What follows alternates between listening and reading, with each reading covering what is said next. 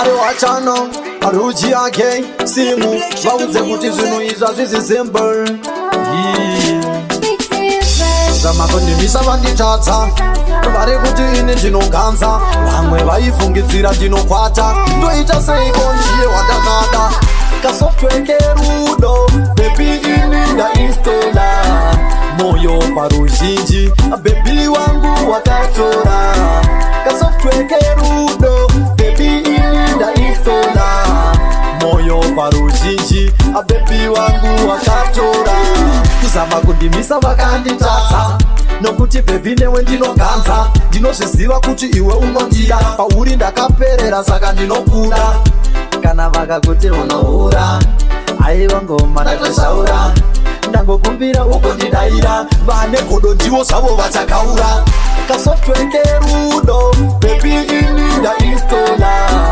moyo paruzhinji bebi wangu wakatora kasoftware kerudo bebi ini ndainstola moyo paruzhinji bebi wangu wakatora chandokudira unangupira wandichacha ndinotokuda ndakakupiwa nachacha ngavatambire kure kun'anga ndoenda iwe wangu murume kunyangwe vakataura kasoftware kerudo bebi ini ndainstola moyo paruzhinji bebi wangu wakatora kasoftware kerudo bebi ini ndainstola moyo paruzhinji bebi wangu wakatora kuzama kundimisa vakanditadza nokuti bebi newe ndinoganza ndinozviziva kuti iwe unondida pauri ndakaperera saka ndinokuda kana vakakuti unohura aiva ngoma ndatoshaura ndangokumbira uko ndidayira vane godo ndivo zvavo vachakaura kasoftware kerudo bebi ini ndainstola moyo paruzhinji bebi wangu wakatora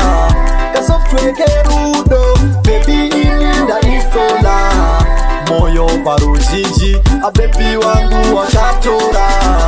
chandokudira unangupira wandichacha ndinotokuda ndakakupiwa nachacha ngavatambire kure kun'anga ndoenda iwe wangu murume kunyangwe vakataura